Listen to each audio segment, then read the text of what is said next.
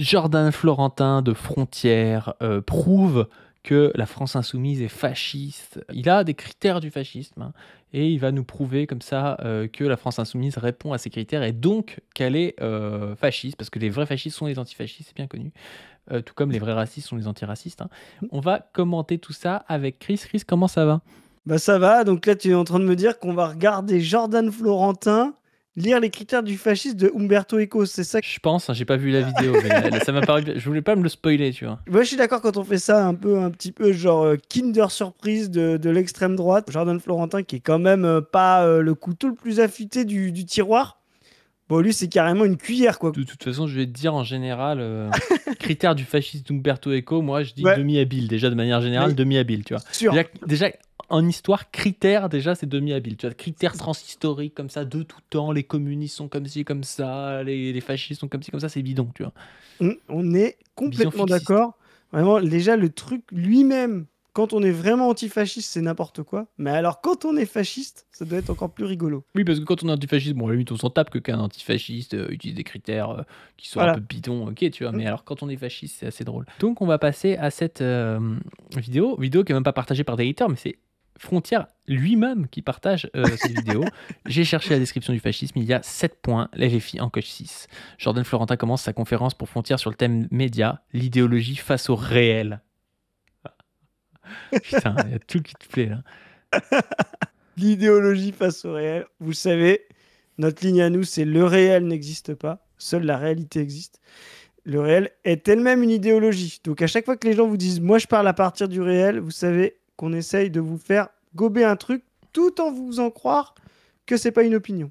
Yes, bon, c'est parti.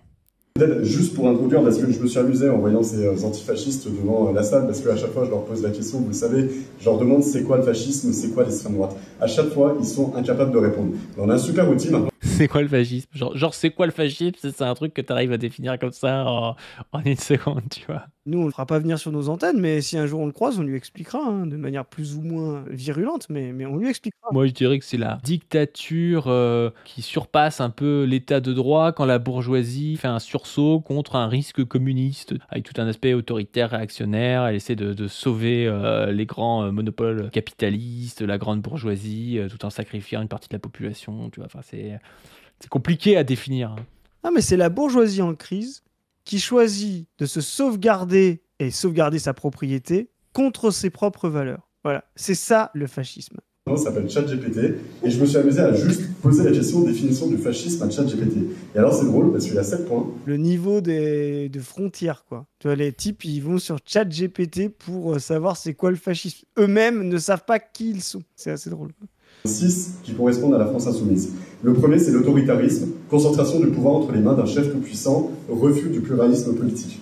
Est-ce que vous avez lu le livre La Meute, qui décrit le fonctionnement interne de la France insoumise? Refus du pluralisme. La France insoumise a quand même une participation, on va dire, au Parlement bourgeois, avec tout le pluralisme que ça inclut, et pour une 6e République contre le présidentialisme. Alors, on peut dire ce qu'on veut à l'intérieur même du parti. Je vois pas en quoi ça ferait d'eux des fascistes, tu vois. Déjà, bon, ils reprennent les constats de leurs pires ennemis, hein, parce que Charlotte Belaïch, Le Monde et tout, c'est quand même, à mon avis, pas des journalistes de valeur actuelle et tout, mais bon, s'ils comprennent pas le truc, tant pis pour eux, mais bon, je vais être magnanime aujourd'hui, parce qu'on a affaire quand même à des gens limités intellectuellement. Mais surtout, c'est qui les partis débouchés de Frontières, Jordan Florentin C'est Reconquête et le RN. Et c'est quoi les motions de congrès, la démocratie interne au RN et à Reconquête? Juste pour savoir, c'est quoi les tendances, les lignes? Il n'y a pas du tout un chef d'une famille qui gère le RN, et puis Reconquête, c'est pas du tout fait autour d'Éric Zemmour et de sa meuf, quoi. C'est quoi le CN à l'intérieur de ça? Moi, je veux bien, hein, mais voilà. Donc déjà, à mon avis, Reconquête et le RN sont déjà plus fascistes que la France insoumise. Voilà. Puis ils confondent parti politique et société. Oui. Encore une fois, dans un parti politique, tu peux avoir un truc extrêmement centralisé, un peu militarisé, hein, comme beaucoup de partis, même communistes, ont été, tu vois. Ouais. Mais c'est pas pour autant qu'une société gouvernée par la France insoumise serait aussi verticale, tu vois. Et surtout que le parti politique, c'est la différence d'une société, tant qu'elle n'est pas communiste, il a une unité matérielle et intellectuelle. C'est-à-dire qu'il travaille pour un seul sujet collectif, Donc il n'y a pas de lutte interne dans son sujet collectif. Quand ça arrive, c'est quand même problématique. Ça veut dire qu'il y a une bureaucratisation. Et il a une unité intellectuelle, c'est-à-dire il a une doctrine. Donc de fait, à un moment donné, les lignes de séparation, elles sont différentes. Nous, on vit dans une société de classe, c'est-à-dire où il y a une opposition fondamentale et matérielle entre plusieurs sujets collectifs. Donc de fait, il faut une forme d'arbitrage de ces luttes de sujets collectifs qui sont les institutions parlementaires. Ça n'a rien à voir avec un parti. Quand vous rentrez dans un parti communiste, bon bah vous n'arrivez pas en disant « Moi, je suis rentré dans un parti communiste, mais j'aimerais bien comprendre le capitalisme à l'intérieur par souci de démocratie. » Bah les gars, ils te regardent et ils disent « Mais qu'est-ce que tu fous là, en fait T'es trotskiste. » Non, pardon. Non, je plaisante, les trotskistes sont des communistes. Mais tu vois, ça n'a aucun sens, quoi. Il y a pas... si demain, vous avez un parti communiste et vous dites « Non, mais nous, on a un parti communiste, mais on essaye de faire vivre à l'intérieur le même équilibre entre bourgeoisie et prolétariat. » Bah, ça pose un problème, quoi. Voilà, ça s'appelle le Parti socialiste. Donc, Juste pour une précision, les trotskistes sont des communistes, mais on ne sait pas pour combien de temps. Déjà, ce premier point, il correspond. Le deuxième, c'est le seul qui ne correspond peut-être pas, nationalisme extrême, glorification de la nation et volonté d'unité nationale par l'exclusion ou la répression des minorités. Bon. Donc déjà, pour l'instant, les partis qu'il soutient, il y a les 2 points pour lui. c'est déjà, il y a ça. Voilà. En plus, c'est le seul. Lui, il dit c'est pas assez. Nous, c'est peut-être le reproche qu'on pourrait faire des fois à Mélenchon sur son nationalisme de gauche. Voilà, c'est. Voilà. Mais moi, j'aime bien parce que, tu sais, il extrait des trucs. Enfin, justement, quand tu veux définir une essence en philosophie, c'est un truc global. Tu peux pas enlever un truc. Tu sais, tu peux pas dire Ah bah oui. un carré, c'est une figure géométrique à 4 côtés. Et tu dis, bon, bah là, j'ai une figure, il y a tout comme le carré, mais par contre, il n'y a pas 4 côtés. Mais du coup, il y a tout comme le carré. Mais ouais, mais c'est un triangle, en fait, ton truc. Tu vois. Je veux dire, il y a que 3 côtés, en fait. Tu vois. Il y a que 3 coins, il y a que 3 côtés, mais non, mais le reste de la définition convient. On peut dire que c'est quand même un carré, quand même. Donc voilà, pour lui, la FI c'est fasciste, mais il n'y a pas le nationalisme et taper sur les minorités. Ok. Déjà, bon, c'est chaud, quoi. La nation, il l'aime pas beaucoup et les seules minorités qu'ils excluent, c'est les blancs. Donc, parce que les blancs sont une minorité en France. Voilà. On vient d'apprendre ça, Jordan, la cuillère couteau, là. Putain, ce mec, quoi. T'imagines comme il faut être en sueur pour dire ça, quoi. Là-dessus, c'est un peu plus compliqué. Le troisième, c'est intéressant, antilibéralisme et antidémocratie.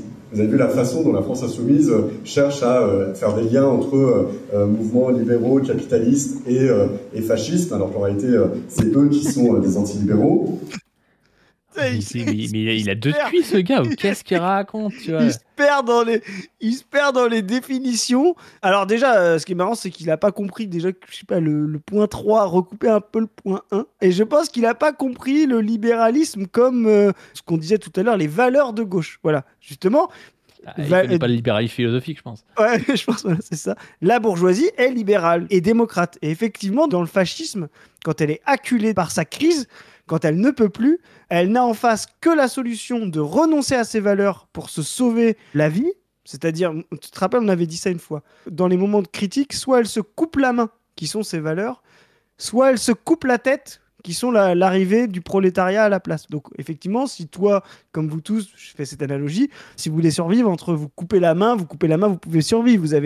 Vous coupez la tête, je sais pas combien de temps, monsieur le médecin, combien de temps on vit avec une tête en moins. Voilà, Je sais pas, faut demander au royaliste, hein. Il est spécialiste. Mais voilà, donc ce renoncement au libéralisme et à la démocratie, c'est le renoncement de la bourgeoisie quand elle devient fasciste. Et c'est sûrement pas le renoncement de l'AFI, puisque elle met en avant les valeurs de la Révolution française libérale et cette devise que nous faisons nôtre ici, parce que la réaction se bat contre le libéralisme, les droits, l'individu abstrait, etc. Et la réaction qu'incarne Frontière, c'est ça, leur histoire réactionnaire, c'est de se battre contre ça. Et nous, ce qu'on dit souvent, c'est la réaction se bat contre la bourgeoisie pour ce qu'elle promet, c'est-à-dire les valeurs qu'elle porte quand elle n'est pas en crise, les droits, les individus, etc. Nous, on se bat contre la bourgeoisie pour ce qu'elle permet. Elle promet des choses qu'elle ne permettra jamais avec son mode de production capitaliste. Ben voilà. On y est. Surtout que là, encore ce point 3, les partis qui soutiennent, oui, ils sont contre le libéralisme philosophique. Tu vois. Oui, ils sont capitalistes, donc ils sont pour le libéralisme économique. Mais quand il dit contre le libéralisme et la démocratie, ça veut dire qu'il parle de libéralisme en tant que valeur, tu vois, et donc le libéralisme philosophique, et je suis désolé, qui n'est pas, genre entre Zemmour et Le Pen, les deux se battent contre le libéralisme philosophique. Tu vois. Et complètement, ouais. Donc du coup, il rentre encore une fois dans sa description. C'est ça. Anticommunisme, alors ça c'est plus compliqué effectivement, mais bon, comme ils sont liés à l'islamisme, on imagine que les mouvements islamistes ne sont pas très communistes. Alors voilà, il dit l'AFI est anticommuniste parce que l'AFI est liée à l'islamisme, quoi. D'accord. Et lui, par contre, c'est parti, ils sont pas anticommunistes du tout, tu vois. Là, tu sens qu'il a peaufiné le truc avant. Tu sais, c'est dit anticommuniste, la FI, tu sais, c'était pas instinctif pour lui, tu vois. Puis après, il a dit, bah, comment on peut faire et tout. Et là, il y a un petit malin là, d'extrême droite. Ouais, mais les islamistes, ils sont pas communistes, donc on a qu'à dire qu'ils sont islamistes, donc ils peuvent pas être communistes aussi. Tu vois, vraiment, les mecs. Mais c'est trop drôle parce que là, pour l'instant, son 4e point rentre aussi dans les partis qui soutiennent anticommunistes. Hein. On rappelle que le RN, ils ont enlevé les stèles d'hommage aux résistants communistes. Enfin voilà, qu'ils ont voté pour l'interdiction des symboles du communisme. Bon, comme Europe Écologie Les Verts, mais bon, ça c'est Europe Écologie Les Verts, mais c'est vraiment des anticommunistes, hein, l'extrême droite. C'est le fond même de leur existence, l'anticommunisme. Ils apparaissent après 45 sur ce sujet-là. Et ils existent encore même aujourd'hui. Je rappelle qu'ils sont amis avec les libertariens, qui considèrent que l'État français est un État communiste. Pas du. Donc, voilà. Propagande et contrôle. Vous avez vu comment la France Insoumise s'accapare certains médias. Moi, je m'étonne quand même, récemment, vous l'avez peut-être vu, des députés de la France Insoumise ont adressé des tweets à Delphine Ernotte, patronne de France Télévisions, qui, vous le savez, possède un château en Dordogne. On était allé voir ça avec Frontières, avec vos impôts. Et donc, des députés de la France Insoumise se sont insurgés auprès de France Télévisions, parce que France Télévisions a accueilli sur ses chaînes des chroniqueurs qui étaient anciennement sur CNews. Et donc ils adressent des tweets furieux à la patronne en disant « Vous devriez avoir honte de les accueillir sur votre plateau ». C'est-à-dire qu'en fait, l'arrêté, c'est qu'ils voudraient avoir la main sur la ligne éditoriale de France Télévisions. Donc on y est, propagande, contrôle des médias, on le sait depuis 40 ans. Il y a une différence entre être pour vouloir influer la ligne de France Télévisions, parce que lui aussi, je pense qu'il est pour influer la ligne de tout le monde. Tous les partis politiques sont pour influer la ligne de France Télévisions, tu vois. France Télévisions, ça devrait pas exister, c'est avec vos impôts, etc. Je savais pas que Frontières et toute la sphère Bolloré, ce terrain, étaient pour défendre la liberté de France Télévisions et de Delphine Ernotte contre l'offensive France Insoumise. C'est que des CSC. Hein. Là, c'est un 5e point, encore une fois, où ces partis sont pour, tu vois.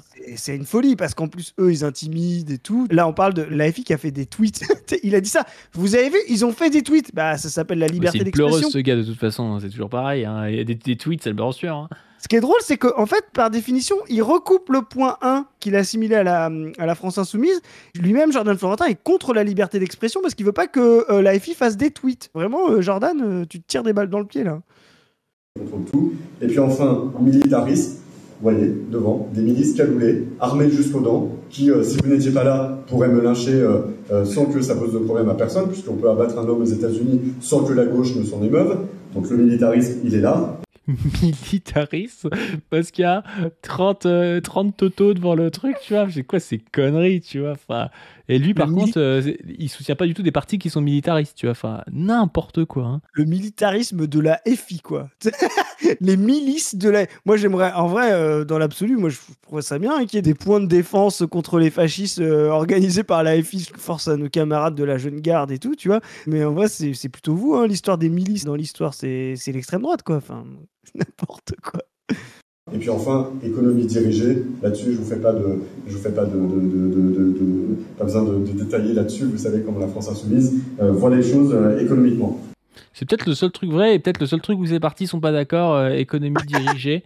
Oui, la France Insoumise est pour une économie dirigée. Mais du coup, ça fait 1 point sur 7. Et toi, ça fait 6 points sur 7 pour tes partis. Donc, c'est quand même assez SC, je trouve, ton truc. Le fait que la France Insoumise provoque autant de peur chez ce genre de gars, c'est quand même bon signe. Ah mais c'est sûr, mais ça prouve justement cette forme, tu vois, de crise. Et lui, en plus, c'est un fasciste qui s'ignore, tu vois, il se prend pour un libéral et tout. Et tu vois, quand on parlait tout à l'heure de la montée du fascisme, ça c'est le fond du fond. Effectivement, à la fin, même pour résoudre leur crise, ils sont obligés d'aller vers l'économie dirigée, les fascistes, quoi. Et donc, ces fascistes-là, ils sont obligés d'aller vers ça pour pouvoir, terminer la crise et empêcher les communistes de les tuer, quoi. Ouais, bon, bah c'était une petite capsule. Dites-moi ce que vous pensez de Jordan Florentin et de son CSC ambulant. Ce gars, en vrai, c'est un générateur, je pense, de beaucoup de capsules à faire. Hein. On profite pas assez de Jordan Florentin. C'est un peu comme Nolo, comme Onfray ou des gars comme ça, où en réalité, dès qu'il parle, il y aura une capsule à faire. Sur ce, n'hésitez pas à vous abonner à cette chaîne, à donner sur le Tipeee, à rejoindre notre campagne Génération Plus Jamais PS sur le Telegram On ne veut plus et commencer à vous organiser pour pouvoir, non pas former des milices armées ou je ne sais quoi, mais pour pouvoir aller coller des affiches Plus Jamais PS et allez voir Position Revue, ma chaîne personnelle sur laquelle est sortie une vidéo sur la science et tout ça. Et sur ce, on vous dit à plus. Salut à tous. Salut.